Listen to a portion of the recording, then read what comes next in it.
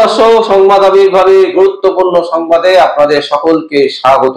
আমরা প্রত্যেক দিনের মতন আজকেও একটি বিশেষ এবং গুরুত্বপূর্ণ সংবাদ আপনাদের সামনে তুলে ধরব।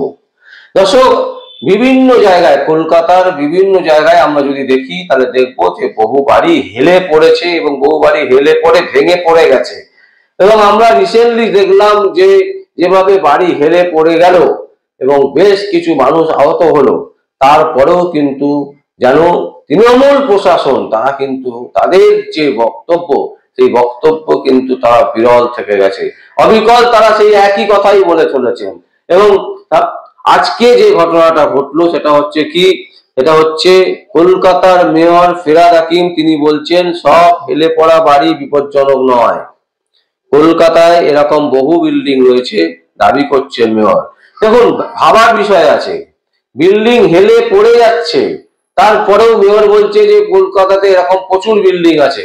বলছে বেশ কিছু বিল্ডিং এ আমরা নোটিশ জারি করে দিয়েছি যে এই বিল্ডিং গুলো হচ্ছে বিপজ্জনক।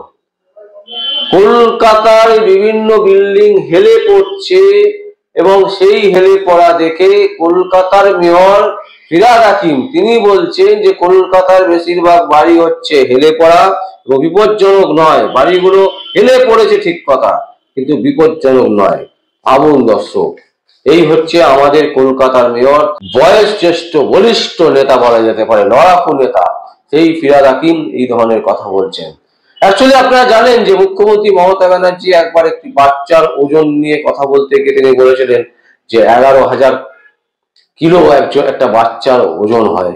এরকম বিভিন্ন সময় মমতা ব্যানার্জি ভুল বক্তব্য দেখেছেন, সেই উদাহরণ প্রচুর আছে। তো ফিরহাদ হাকিমের সেই যে ছোঁয়া লেগে গেল, এটা আমরা কিন্তু বুঝতে পারিনি। মানে একেবারে মমতা ব্যানার্জির ছোঁয়াতে, মমতা ব্যানার্জির অনুপ্রেরণায় বলা যেতে পারে ফিরহাদ হাকিম নড়ে চলে বসছে। ফিরহাদ হাকিম পুরোটাই অনুপ্রেরণা পেয়ে গেছে, মানে এত বেশি অনুপ্রেরণা পেয়ে গেছে এবং সেই অনুপ্রেরণার জেরে তিনি বলছেন কলকাতার বুকে বহু বাড়ি হেলে আছে, অথচ সেই বাড়িগুলো নাকি বিপজ্জনক নয়। তাহলে বাড়িগুলো ভেঙে পড়ছে কি করে? বলছে সেটা তদন্ত করতে দেওয়া হয়েছে, সবাইকে পরীক্ষা, যারা বিজ্ঞানী আছে, যারা গবেষণা করেন তাদেরকে পরীক্ষা করতে দেওয়া হয়েছে যে কিসের জন্য বাড়িগুলো হেলে আছে বা কি কারণে হেলা বাড়িগুলো পড়ে যাচ্ছে। কিন্তু স্বীকার করছে না যে একটা বড় বোঁটার রাজ পশ্চিমবঙ্গে চলছে, যাদের জন্য আজকে এই ধরনের যৌতুক গৃহে পরিণত হয়েছে পশ্চিমবঙ্গের বহু বাড়ি। পশ্চিমবঙ্গের বহু বাড়ি হেলে পড়েছে এবং হেলে শুধু পড়েনি, যে কোনো মুহূর্তে ভেঙে পড়বে হুড়মুড়িয়ে। তারপরেও কলকাতার মেয়র স্বীকার করছেন না, তিনি বলছেন বহু বাড়ি হেলে আছে কিন্তু সেটা বিপজ্জনক নয়। কিভাবে তাকে বোঝাবেন? কারণ তারা একটা গতিতে চলেন। মুখ্যমন্ত্রী মমতা ব্যানার্জি যে লাইনে হাঁটবেন সেই লাইনেই হাঁটবেন সবাই, পেছন পেছন তার পেছন পেছন হাঁটবেন। কারণ মুখ্যমন্ত্রী মমতা ব্যানার্জি আগলে রাখবেন এদেরকে বাচ্চা ছেলে, খোকা বাবু, সোনা বাবু, সোনা বাবা, এই সমস্ত বলে এদেরকে আগলে রাখেন মুখ্যমন্ত্রী মমতা ব্যানার্জি। ভাবা যায় একজন মেয়র, আমরা জানি না তার কোয়ালিফিকেশন কি আছে, তিনি কলকাতার মেয়র বটে, এই মুহূর্তে তাকে আমরা সম্মান করছি মেয়র হিসেবে যে তিনি একজন মেয়র কলকাতার, কিন্তু তিনি এই ধরনের কথা বলছেন। কাকে প্রশ্রয় দেওয়ার চেষ্টা করছেন? কাদেরকে বাঁচাবার চেষ্টা করছেন যে সব হেলে যাওয়া বাড়ি বিপজ্জনক নয়? তার মানে কি একটা বড় র্যাকেট চলছে, যে র্যাকেটের থেকে পয়সা সরাসরি মেয়রের ঘরে পৌঁছে যাচ্ছে? তা না হলে মেয়র আগে থেকে কি করে বলছেন, কি করে তার এই বক্তব্য রাখছেন? তিনি কি পরীক্ষা করেছেন? তিনি কি দেখেছেন যে বাড়িগুলো আদৌ বিপজ্জনক আছে কিনা? মাত্র খবরের কাগজ বা খবর দেখে তিনি একটা সিদ্ধান্ত নিয়ে নিচ্ছেন। তাহলে যে বাড়িগুলো ভেঙে পড়লো, সেই বাড়িগুলো কেন ভেঙে পড়লো, কিসের জন্য ভেঙে পড়লো, তার কোনো সদুত্তর মেয়রের কাছে আছে? নেই। আমরা অন্তত দৃঢ় গলায় বলতে পারি মেয়রের কাছে সেই তার কোনো কিচ্ছু নেই। অথচ তিনি বলে দিচ্ছেন কেন? না, প্রমোটার রাজকে বাঁচাতে হবে, কাছের লোকগুলোকে বাঁচাতে হবে, যারা 2 নম্বরই খরচা করে। মানে একটা বিল্ডিং বানাতে যা খরচা, যা সিমেন্ট লাগে সেই সিমেন্টের সাথে বালি মেশাও, বালি মিশিয়ে বাড়ি তৈরি করো। কোনো প্ল্যান নেই, পয়সা দাও প্ল্যান বেরিয়ে যাবে, সব কিছু পয়সা দিয়ে হচ্ছে। সম্প্রতি একটি বিজনেসম্যানের সাথে আমাদের দেখা হয়েছিল, একটি বিশেষ জায়গায় তার সাথে কথা বলছিলাম। একজন বলা যেতে পারে নার্সিং হোম করেছেন, বিভিন্ন বাড়ি প্রমোটিং করেছেন এবং খুব নাম করা একজন ব্যক্তি। তিনি বলছিলেন কথায় কথায়, তাকে যখন জিজ্ঞাসা করছিলাম যে এইরকম বিভিন্ন বাড়ি এগুলো সব ভেঙে পড়ছে, এমনকি বিভিন্ন বাড়ি বেঁকে যাচ্ছে, হেলে যাচ্ছে, কি বলবেন? তার বক্তব্য, তিনি বলছেন তিনি একজন বড় প্রমোটার এবং তার যে বাড়িগুলো বানানো হয়েছে সেই বাড়িগুলো সত্যি দেখার মতন এবং অতীব সুন্দর। শুধু নয়, পুরো জিনিসটা একদম যাতে সুন্দর করে বানানো, কারণ একটা বাড়ি, একটা ফ্ল্যাট কেউ যখন কেনে, জীবনে একটা দুটোই ফ্ল্যাট কেনে, এরকম নয় যে একটা মানুষ জীবনে 10-12টা করে ফ্ল্যাট কিনছে। খুব কম সংখ্যক সেই মানুষগুলোকে পাওয়া যাবে। তাই ফ্ল্যাট যিনি কিনছেন তিনি সেখানে বাস করবেন, আর সেই বাস করার জায়গায় যদি হেলে থাকে, তাহলে বুঝুন কতটা দুঃখ হতে পারে, কতটা বেদনাদায়ক হতে পারে। যেটা তার স্বপ্নের বাড়ি, সেই স্বপ্নের বাড়ি হুড়মুড়িয়ে ভেঙে পড়ছে। এত টাকা জমিয়ে ব্যাংক থেকে লোন নিয়ে তিনি ফ্ল্যাট কিনেছেন, অথচ সেই ফ্ল্যাটে তিনি বাসই করতে পারলেন না, মাত্র 2 বছরের মধ্যে ভেঙে পড়ছে।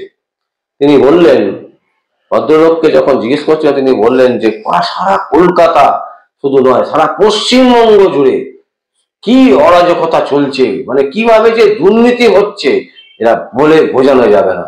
যারা ব্যবসা করে, যারা বিজনেস করে পশ্চিমবঙ্গে এবং কলকাতায়, তারা হাড়ে হাড়ে টের পান যে পশ্চিমবঙ্গের অবস্থা কোন জায়গায় আছে। সাধারণ মানুষ যেটুকু বুঝছেন তার থেকে কয়েকশো গুণ বেশি বুঝতে পারছেন বিজনেস করা যারা মানুষ, যে সমস্ত মানুষ বিজনেস করেন, তারা কিন্তু হাড়ে হাড়ে টের পান যে সমস্ত জায়গায় টাকা, যা করতে যাবেন টাকা, টাকা ছাড়া কোনো কিছু করবেন। আর কোনো কিছু দেখার ব্যাপারই নেই যে বিল্ডিংটা হচ্ছে, সেই বিল্ডিংটা আদৌ ঠিকঠাক ভাবে হচ্ছে কিনা, সেখানে মানুষ বাস করবে, সেই মানুষগুলো ঠিকঠাক করে বাস করতে পারবে কিনা, বাসযোগ্য বিল্ডিং হচ্ছে কিনা, কোনো কিছু দেখার ব্যাপার নেই। টাকা দিন আপনি স্যাংশন পান, টাকা দিন আপনি স্যাংশন পান, যা চাইবেন, যা করতে যাবেন। যদি ভালো কিছু করতে যান তাতেও টাকা লাগবে, যদি খারাপ কিছু করেন তাতেও টাকা লাগবে। মানে টাকার কাছে বিকিয়ে গেছে তৃণমূল কংগ্রেস এবং তার দল, তার সুপ্রিমো। এবং শুধু সুপ্রিমো নয়, মমতা ব্যানার্জি শুধু নয়, পুরো দলটাই বিকিয়ে আছে, এবং তার সাথে আমাদের কলকাতার মেয়রও। কারণ তা না হলে তার মুখ থেকে এই ধরনের কথা সাজে। তিনি বলছেন যে সব হেলে পড়া বাড়ি বিপজ্জনক নয়। কাকে বাঁচাতে চাইছেন মেয়র? কাকে বাঁচাচ্ছেন? এই প্রশ্ন আমরা তুলছি, তার কারণ হচ্ছে তার মুখ থেকে এই জিনিস আশা করি দ্বিতীয়বার যাতে আমরা শুনতে না পাই। তিনি টাকা নিয়েছেন, এটা স্পষ্ট। কলকাতার তাবর তাবর বিল্ডিং হচ্ছে, আর সেই বিল্ডিং থেকে একটা মানি, কাট মানি, সেই মানি তার ঘরে যে পৌঁছচ্ছে, এই কথাতেই কিন্তু স্পষ্ট হয়ে যাচ্ছে। এবং সেই কারণেই আমরা তার কাছে জানতে চাই যে আপনাকে কে বলেছে বা কার নির্দেশে আপনি এই ধরনের কথা বলছেন যে সব হেলে পড়া বাড়ি বিপজ্জনক নয়, কলকাতায় এরকম বিল্ডিং রয়েছে। দাবি করছেন আপনি, কেন দাবি করছেন? কে আপনাকে বলেছে যে কলকাতায় যেসব বিল্ডিং এরকম বেঁকে আছে, হেলে পড়ছে, সেগুলো বিপজ্জনক নয়?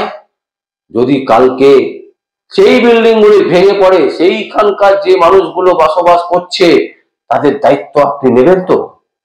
এই প্রশ্ন আমরা ছুটছি তাদের মেয়রের কাছে, যে আপনি একবার দয়া করে বলবেন যে যে বিল্ডিং গুলো বেঁকে আছে, যেগুলো মনে হচ্ছে আপনার বিপজ্জনক নয়, সেই বিল্ডিং গুলো যদি ভেঙে পড়ে, সেই বিল্ডিং এর মানুষজনের যে দায়িত্ব, সেই দায়িত্ব আপনি নেবেন তো?